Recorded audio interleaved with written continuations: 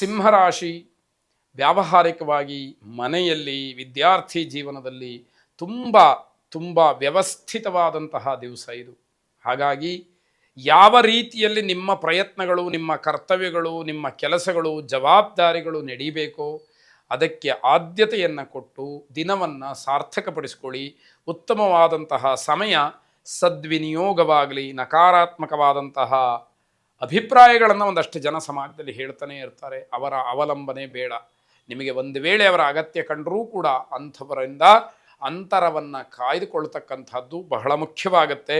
ಮಕ್ಕಳು ಪೋಷಕರಿಗೆ ದುಃಖದಾಯಕರಾಗ್ತಾರೆ. ಸಿಂಹರಾಶಿಯ ಮಕ್ಕಳು ತಮ್ಮ ತಂದೆ ತಾಯಿಗೆ ನೋವನ್ನು ತರ್ತಾರೆ, ಬೇಸರವನ್ನು ಉಂಟು ಮಾಡ್ತಾರೆ ಅಂತ ಹೇಳಿ ಅರ್ಥ.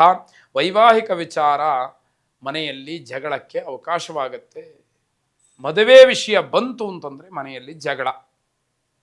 ಯಾಕೆ ಅನ್ನುವಂಥದ್ದನ್ನು ನೀವು ಪರಾಮರ್ಶೆ ಮಾಡಿಕೊಳ್ಬೇಕಾದಂಥದ್ದು. ಕಠಿಣ ಪರಿಶ್ರಮ ಇದ್ದರೂ ಕೂಡ ಸಾರ್ಥಕತೆ ಇಲ್ಲ. ಎಷ್ಟೋ ಕಷ್ಟಪಡ್ತೀರಿ, ಅದರಿಂದ ನಿಮಗೆ ಎಷ್ಟೋ ಅನುಕೂಲ ಆಗಬೇಕು.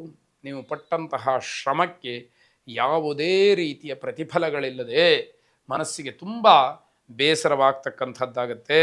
ಅತ್ಯುನ್ನತವಾದಂತಹ ಚಿಂತನೆಯನ್ನು ಮನಸ್ಸಿನಲ್ಲಿಟ್ಕೊಳ್ತೀರಿ, ಬೇರೆಯವರಿಗೆ ಅದು ಅರ್ಥ ಆಗೋದಿಲ್ಲ, ಬೇಸರವಾಗುತ್ತೆ. ನಿಮ್ಮ ಆಲೋಚನೆಗಳೇ ಬೇರೆ. ಎಲ್ಲರೂ ಕೂಡ 100,000ದಲ್ಲಿ ಆಲೋಚನೆಯನ್ನು ಇಟ್ಟುಕೊಂಡಿದ್ದರೆ ನಿಮ್ಮದು ಕೋಟಿಗೂ ಮೀರಿದಂತಹ ಆಲೋಚನೆ, ಅದು ಬೇರೆಯವರಿಗೆ ಅರ್ಥ ಆಗ್ತಾ ಇಲ್ಲ. ಹಾಗಾಗಿ ಹೇಗೆ ಇವ್ರನ್ನ ಅರ್ಥ ಮಾಡಿಸೋದು ಅನ್ನುವಂತಹ ರೀತಿಯಲ್ಲಿ ನಿಮಗೆ ಬೇಸರವಾಗುತ್ತೆ. ಅದು ಯಾವುದೂ ಕೂಡ ಪ್ರಯೋಜನಕ್ಕೆ ಬರುವುದಿಲ್ಲ. ಹಿರಿಯರ ಮಾರ್ಗದರ್ಶನ, ಹಿರಿಯರ ಆಶೀರ್ವಾದವನ್ನು ಪಡ್ಕೊಳ್ಳಿ. ಅವರ ಮನಸ್ಸನ್ನು ಗೆಲ್ಲುವಂತಹ ಪ್ರಯತ್ನ ಮಾಡಿ. ಶುಭವಾಗಿ. ಕನ್ಯಾ ರಾಶಿ, ನಿಮ್ಮಲ್ಲಿರತಕ್ಕಂತಹ ಭಾವನೆಗಳು ನಿಮ್ಮನ್ನು ತಪ್ಪಿನ ದಾರಿಗೆ ಕರ್ಕೊಂಡು ಹೋಗ್ತಾ ಇರುತ್ತೆ. ಅದು ನಿಮ್ಮ ಗಮನಕ್ಕೆ ಬರುವುದೇ ಇಲ್ಲ. ಒಂದು ಸಮಯದಲ್ಲಿ ಅದರ ಅರಿವಾದಾಗ ನೀವು ತಪ್ಪಿನ ಹಾದಿಯನ್ನು ತುಳಿದಿದ್ದೀರಿ ಅನ್ನುವಂಥದ್ದು ಬಹಳ ಸ್ಪಷ್ಟವಾಗುತ್ತೆ.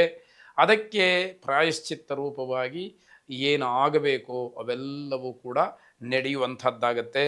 ನಿಮ್ಮ ಸ್ವಾರ್ಥಕ್ಕೋಸ್ಕರವಾಗಿ ಬೇರೆಯವರಿಗೆ ಮಾನಸಿಕವಾಗಿ, ದೈಹಿಕವಾಗಿ ಹಿಂಸೆಯನ್ನು ಕೊಡ್ತೀರಿ, ಬೇರೆಯವರಿಗೆ ನೋವನ್ನುಂಟು ಮಾಡ್ತೀರಿ, ಬೇರೆಯವರಿಗೆ ಬೇಸರವನ್ನು ಉಂಟು ಮಾಡ್ತೀರಿ.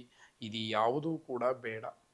ನಾನು ಯಾರಿಗೂ ಏನೂ ಆ ಥರದ್ದು ಮಾಡಿಲ್ಲ ಅಂತ ಹೇಳಿ ನೀವು ವಾದ ಮಾಡ್ಬೋದು, ಅಥವಾ ಸಮರ್ಥನೆ ಮಾಡ್ಕೊಳ್ಳೋಕೆ ಮುಂದಾಗಬಹುದು. ಆದರೆ ಆಯಾ ಮನಸ್ಥಿತಿ ಇರುವವರಿಗೆ ಆ ಸಣ್ಣದಾದಂತಹ ಯಾವ ತಪ್ಪುಗಳಿದೆ ಅದೇ ದೊಡ್ಡದಾಗಿ ಪರಿಣಮಿಸ್ತಕ್ಕಂಥದ್ದಾಗತ್ತೆ.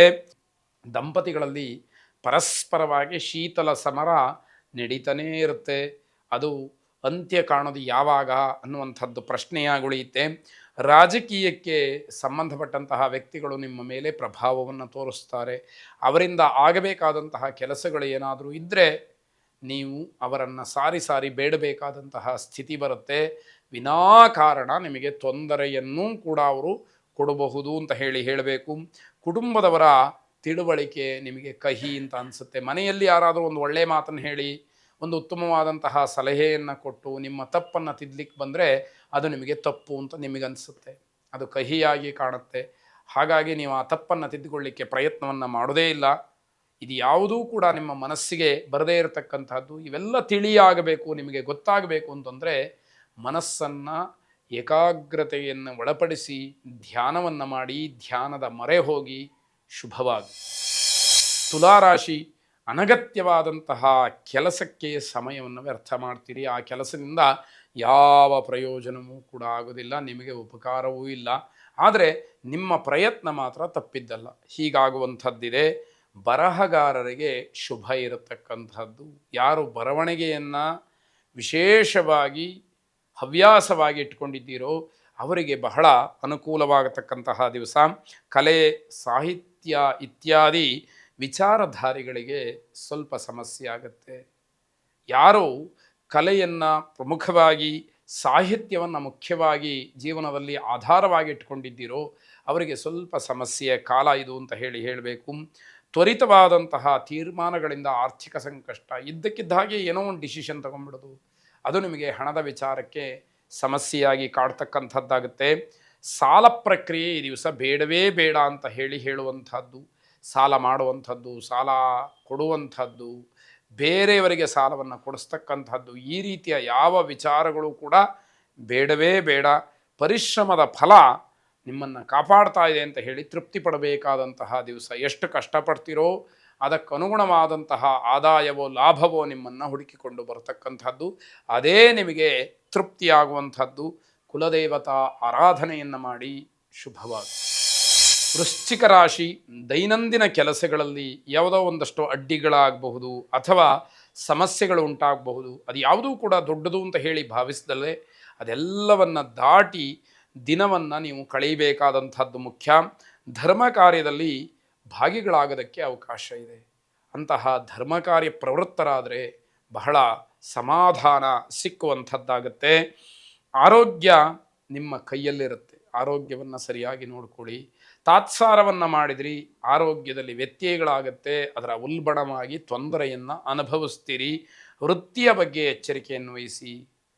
ನಿಮ್ಮ ಯಾವ ಕೆಲಸ ಇದೆ, ಉದ್ದಿಮೆ ಇದೆ ಅಥವಾ ನೌಕರಿ ಇದೆ, ಅದರ ಬಗ್ಗೆ ನೀವು ಬೇಜವಾಬ್ದಾರಿತನವನ್ನು ತೋರಿಸಿದ್ರಿ ಅಥವಾ ಅಲ್ಲೇನೋ ಬೇರೆ ರೀತಿಯಲ್ಲಿ ನಡ್ಕೊಂಡ್ರಿ, ಅದು ನಿಮಗೆ ಮಾರಕವಾಗತಕ್ಕಂಥದ್ದಾಗತ್ತೆ.